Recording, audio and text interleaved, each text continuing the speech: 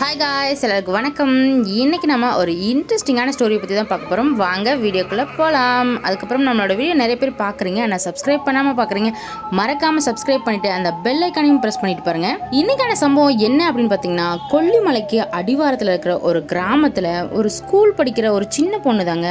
அந்த பொண்ணுக்கு மோகினியால் நடக்கிற ஒரு அமானுஷமான விஷயத்தை பற்றி தான் பார்க்க போகிறோம். நான் முன்னாடியே சொன்ன மாதிரி இந்த கொல்லிமலைக்கு அடிவாரத்தில் ஒரு சின்ன கிராமத்தில் செந்தில் அப்படிங்கிற ஒரு நபர் வாழ்ந்துட்டு வராரு. இவரோட குடும்பத்துல இவரும் இவரோட மனைவி அப்புறம் இவருக்கு ஒரு பொண்ணு இருக்காங்க. அவங்களுக்கு ஒரு 14-15 வயசு அந்த மாதிரி தாங்க இருக்கும்.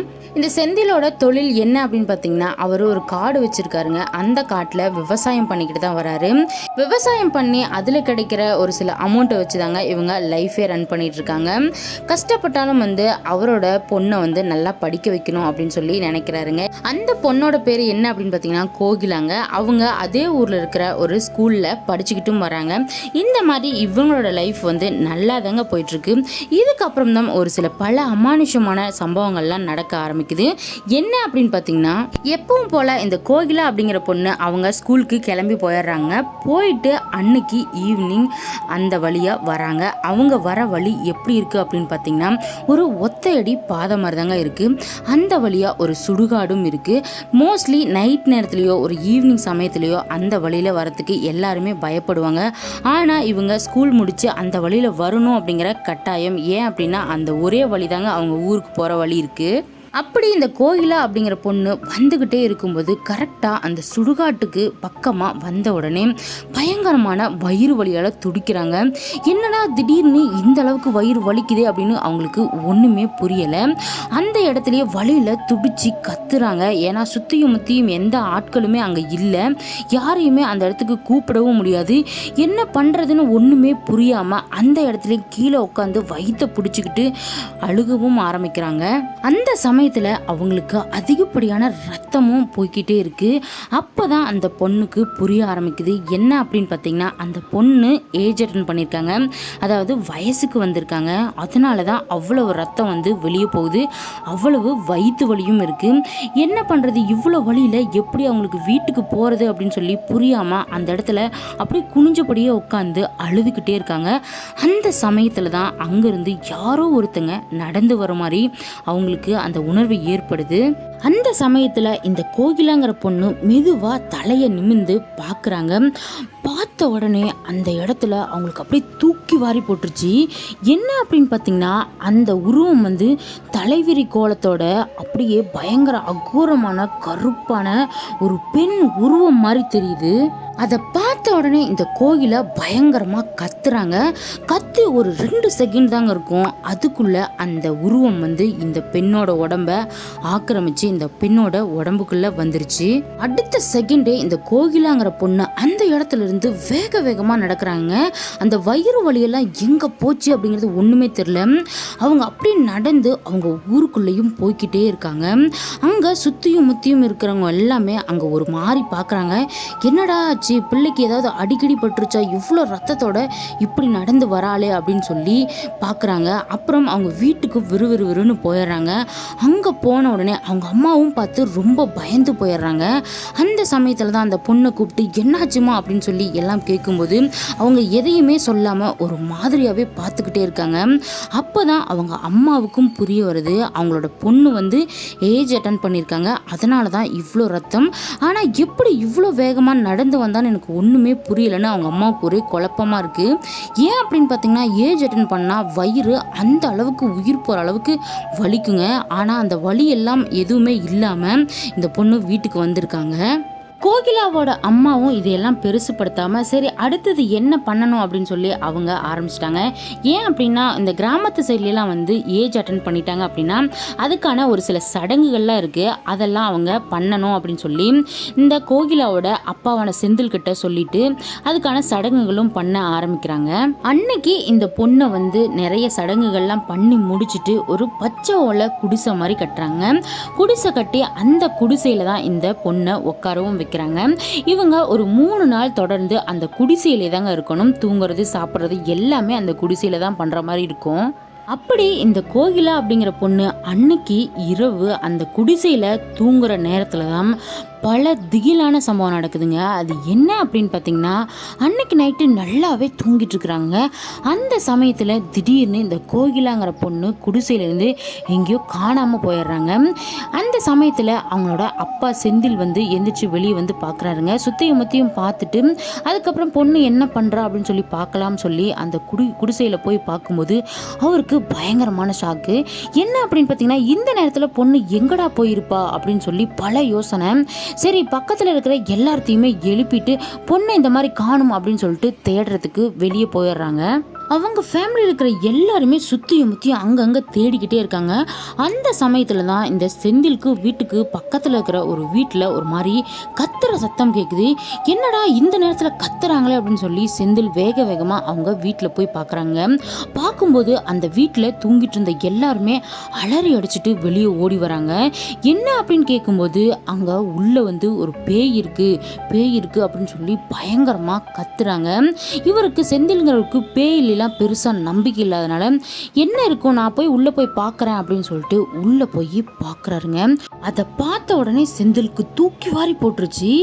ஏன் அப்படின்னு பார்த்தீங்கன்னா, உள்ள ஒரு கருப்பான ஒரு பெரிய உருவம், அதுவும் ஒரு பெண் உருவம். மூஞ்செல்லாம் ஒரு மாதிரி அகோரமாக இருக்குது.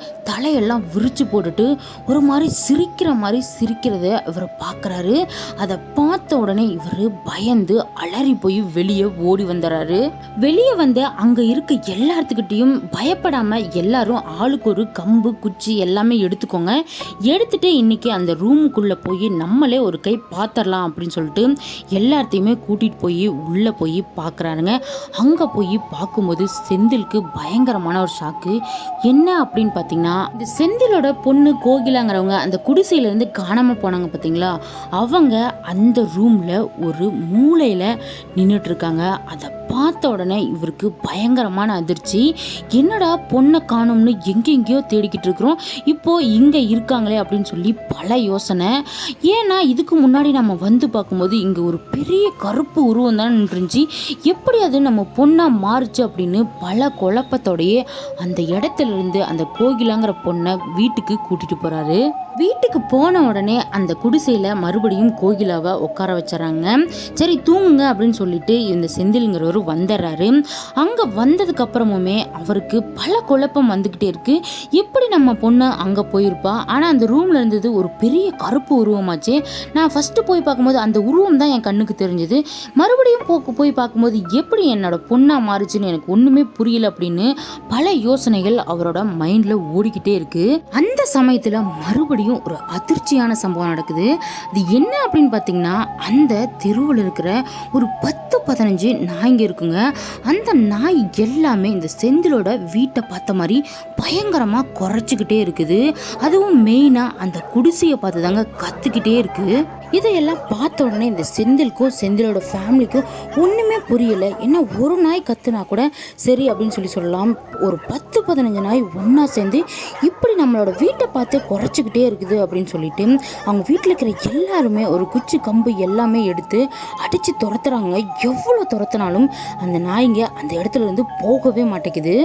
அப்போதான் இந்த செந்தில்ங்கிற ஐயோ பொண்ணு வேற தனியாக அந்த குடிசைக்குள்ளே இருப்பாளே, நம்ம என்ன பண்ணுறா அப்படின்னு சொல்லி பார்க்கலாம் அப்படின்னு சொல்லிட்டு அந்த இடத்துக்கு போகிறாருங்க. அப்படி அங்கே போய் பார்க்கும்போது அவருக்கு பயங்கரமான ஷாக்கு. என்ன அப்படின்னு பார்த்தீங்கன்னா, அந்த குடிசைக்குள்ளே இருந்த அந்த கோகிலாங்கிற பொண்ணுக்கு பதிலாக அந்த இடத்துல அந்த வீட்டுக்குள்ளே ஒரு உருவம் பார்த்தாரு பார்த்தீங்களா, அதே உருவம் மறுபடியும் அப்படியே தலை விரித்து ஒரு மாதிரி கருப்பாக மூஞ்செல்லாம் ரொம்ப அகோரமாக தெரிஞ்சிட்டு அந்த இடத்துல நின்று பயங்கரமாக சிரிச்சுக்கிட்டே இருக்காங்க. அதை பார்த்த உடனே செந்திலுக்கு தூக்கி வாரி போட்டுருச்சுங்க. அவங்க ஃபேமிலியில் இருக்கிற எல்லாருமே அதை பார்க்குறாங்க. எல்லாருமே அலறி அடித்து போய் அவங்களோட வீட்டிலேருந்து வெளியே ஓடி போயிடுறாங்க. அந்த சமயத்தில் வெளியில் ஒரு 10-15 நாய் குறைச்சிக்கிட்டே இருந்துச்சு அப்படின்னு சொன்னோம் பார்த்தீங்களா, அந்த நாய் எல்லாமே அந்த குடிசைக்கு சுற்றியுமே நின்று பயங்கரமாக குறைச்சிக்கிட்டே இருக்குது. இதையெல்லாம் பார்த்த உடனே அவங்க ஃபேமிலியில் இருக்கிற எல்லாருக்குமே ஒன்றுமே புரியலைங்க. என்னடா இந்த மாதிரி மாதிரிலாம் நடக்குது அப்படின்னு சொல்லி புரியாமல் அப்படியே தவிச்சு நின்றுட்டுருக்காங்க.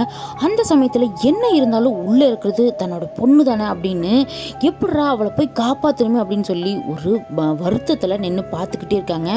அந்த சமயத்தில் தான் இந்த கோகிலாவோட தாத்தா இருக்கார் பார்த்தீங்களா, அவர் வந்து அந்த ஊரில் ஒரு கோவில் இருக்குங்க. அந்த கோவிலுக்கு வேக வேகமாக போகிறாரு. அந்த கோவிலில் போய் அங்கே ஒரு வேலில் குத்தி வச்சுருந்த ஒரு எலுமிச்சம்பழத்தை எடுத்துகிட்டு வராருங்க. எடுத்துகிட்டு வந்து வீட்டை சுற்றியுமே அந்த எலுமிச்சம்பழத்தை கட் பண்ணி வீட்டை சுற்றியும் போட்டு வச்சிடறாரு. அதுக்கப்புறம் தான் வந்து அந்த நாய்கள்லாம் குலைக்கிறதுலேருந்து அமைதியாக இருக்குதுங்க. அதுக்கப்புறம் இவங்களும் உள்ளே போய் பார்த்துருக்காங்க. அந்த கோகிலாங்கிற பொண்ணு மயக்கமான நிலையில் அந்த குடிசையில் படுத்திருந்திருக்காங்க. அதுக்கப்புறம் தான் இவங்க ஃபேமிலியில் இருக்கிற எல்லாருக்குமே புரிய ஆரம்பிக்குது, இந்த பொண்ணுக்கு ஏதோ ஒன்று பேய் தான் பிடிச்சிருக்கு போல, அதனால தான் இந்த மாதிரியெல்லாம் பண்ணுது அப்படின்னு சொல்லி புரிஞ்சுக்கிட்டு அந்த கொல்லிமலைக்கு மேலே ஒரு ஃபேமஸான ஒரு மாந்திரிகர் இருக்கார். அதனால் அவர்கிட்ட இந்த பொண்ணை கூட்டிகிட்டு போகலாம் அப்படின்னு சொல்லி இவங்க எல்லாருமே முடிவு பண்ணுறாங்க. முடிவு பண்ணி அடுத்த நாளே அந்த பொண்ணை வந்து அந்த மாந்திரிகர்கிட்ட கூட்டிட்டும் போகிறாங்க. அங்கே போனதுமே இந்த செந்தில்ங்கிறவர் நடந்த எல்லா விஷயத்தையுமே அந்த மாந்திரிகர்கிட்ட சொல்கிறாரு.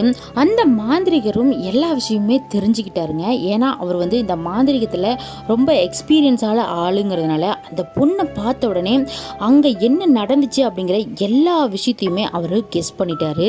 அதுக்கப்புறம் அங்கே ஒரு சில பூஜை பண்ணலாம் அப்படின்னு சொல்லி ஒரு சக்கரமெல்லாம் போடுறாங்க. அந்த சக்கரமெல்லாம் போட்டு அதுக்கு முன்னாடி தான் அந்த கோகிலாங்கிற பொண்ணை உட்கார வைக்கிறாங்க. அதுக்கப்புறம் அந்த கோகிலாங்கிற பொண்ணு போட்டிருந்தாங்க பார்த்தீங்களா, அந்த ட்ரெஸ்ஸை கலட்டி கொடுங்க அப்படின்னு சொல்லி கேட்குறாங்க. இவரும் ஒரு ட்ரெஸ்ஸு கொடுக்குறாருங்க, ஒரு வெள்ளை ட்ரெஸ்ஸை கொடுக்குறாரு. இதை போட்டு விட்டுட்டு அவங்க போட்டிருக்கிற அந்த ட்ரெஸ்ஸை கொடுங்க அப்படின்னு சொல்லி கேட்டிருக்காரு. அந்த கோகிலோட அம்மாவும் வந்து அந்த ட்ரெஸ்ஸை கலட்டிட்டு அந்த வெள்ளை உடைய போட்டுடுறாங்க. அதுக்கப்புறம் கொஞ்சம் தலை முடியும் கேட்டிருக்காருங்க. தலை முடியுமே கொஞ்சம் கொண்டு வந்து கொடுத்துருக்காங்க. இந்த ட்ரெஸ்ஸு, இந்த தலைமுடி, இதை எல்லாமே வச்சு அந்த இடத்துல ஒரு சில மந்திரம்லாம் சொல்லி அந்த இடத்துல பூஜை பண்ணிட்டு இருக்காரு. அதுக்கப்புறம் அந்த பொண்ணோட இடுப்புல ஒரு சிகப்பு கயிறு மாதிரி கட்டியிருக்காங்க. அதாவது இந்த அரணா கயிறு மாதிரி ஒன்று கட்டியிருக்காங்க.